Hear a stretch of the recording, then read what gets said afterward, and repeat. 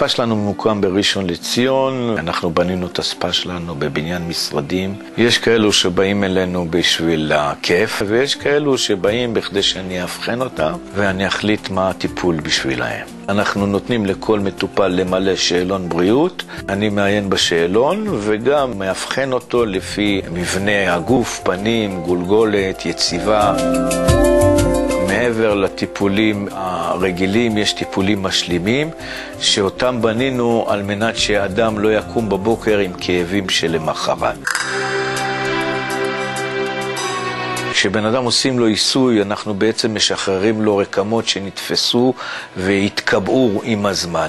בבוקר יש לנו התכווצויות שרירים על הדבר הזה. אז נאמר חמם טורקי, קערות טיבטיות ימנעו את הכאבים ואת ההתכווצויות. בחמם מקבלים קרצוף ופילינג גוף, טיפול שבעצם הוא לא רק לניקיון חיצוני של הגוף, אלא ניקיון פנימי של הנפש. המים נחשבים כדבר מאוד מתאר בהרבה דתות. המלח פותח נקבוביות של אור, מחדיר מינרלים לתוך הגוף, המינרלים האלו מאיצים זרימת דם, ואז חדרים בלב פשוט מתנקים.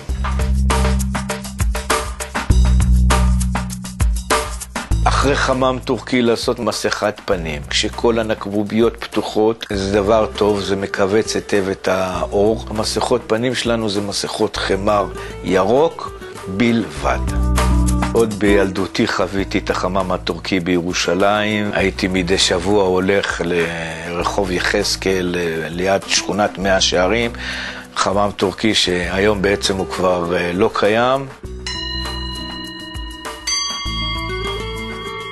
קערות טיבטיות זה תרכובת של מתכות מיוחדות, והצליל שבהם גורם לתעודה בתוך הגוף. התעודה הזאת היא מרככת את השרירים ואת שלד העצמות, מרפא את הבן אדם ומשחררת אותו.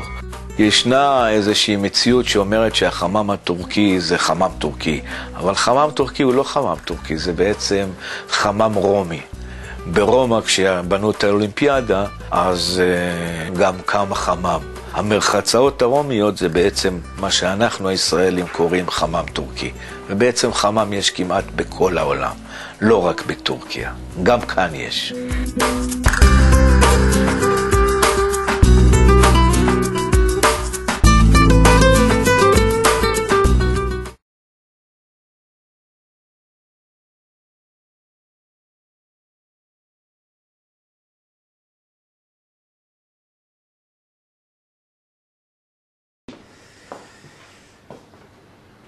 ניווט, שטח, קצת יותר מדי אתגרים בשבילי.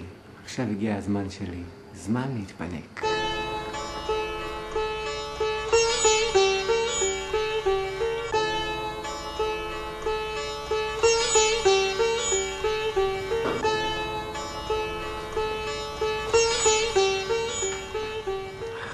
זה הריח שמוכר לי כל כך.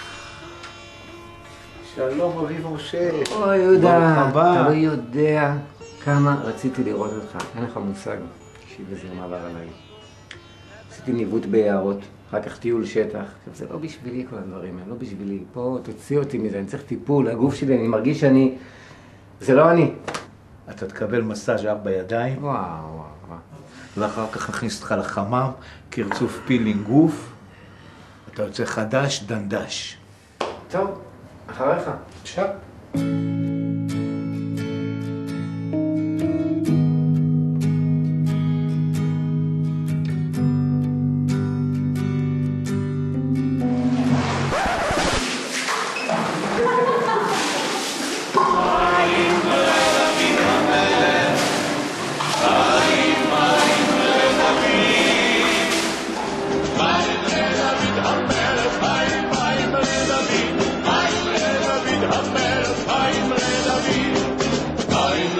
לדוד המלך מים לדוד, מים לדוד המלך מים לדוד.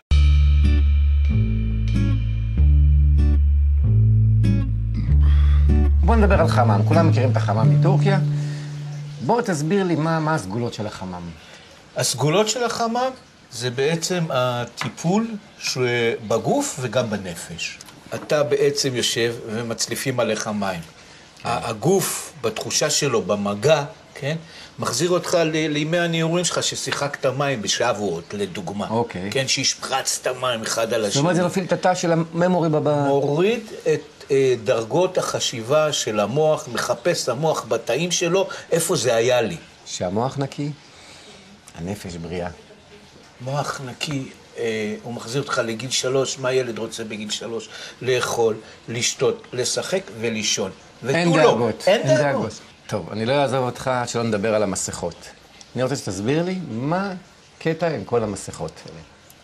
המסכות בעצם נותנות מסר, תראה, זה פרצופים של כל מיני אנשים שנמצאים כאן. אתה בא לספה, אתה מוריד את המסכה.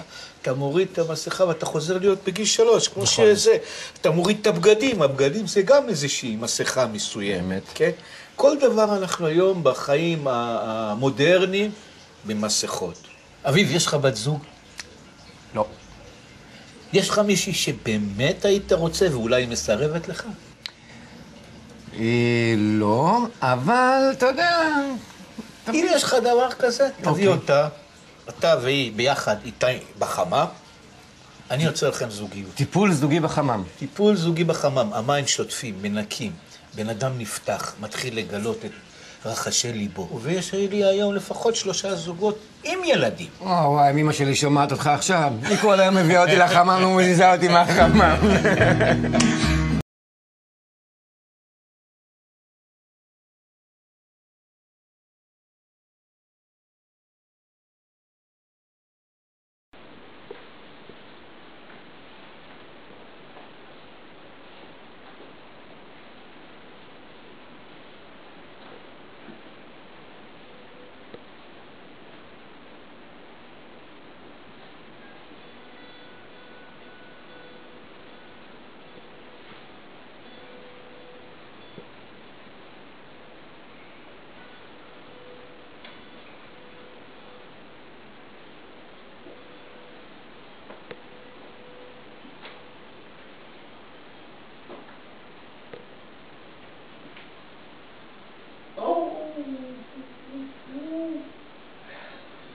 Okay, you all right?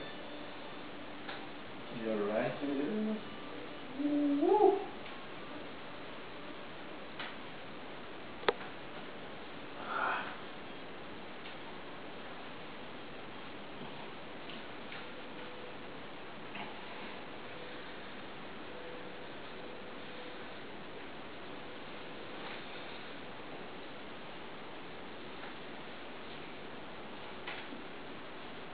Oh.